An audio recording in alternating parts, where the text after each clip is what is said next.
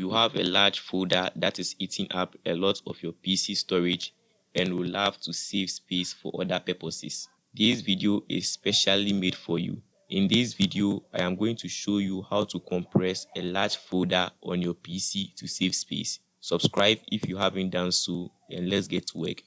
Open the File Explorer and locate the folder you want to compress. For me, it is this folder that contains all the Facebook tutorial videos I have made. After you have located the folder, right-click on it and select Properties. Under Properties, you can see the space the folder is eating up on your PC. My folder is taking up 684 megabytes, which is really bad. To compress the folder, we would be using WinRAR, which mostly comes pre-installed with your Windows PC.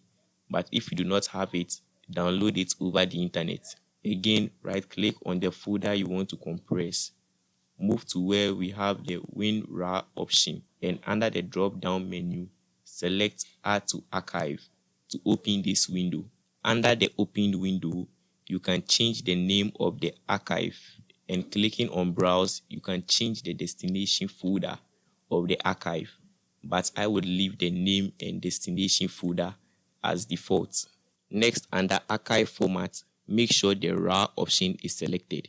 Then under the compression method, make sure your selection is set to best.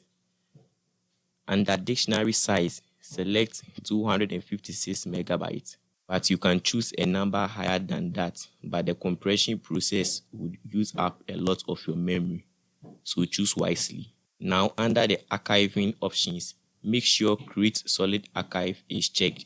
After all this, click OK to start the compression process.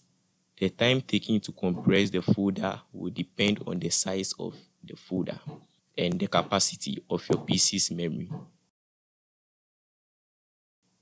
After the compression has completed, when I right-click on the archive file and move to Properties, you can see the size of the file to that of the original folder has been reduced to about half its original size.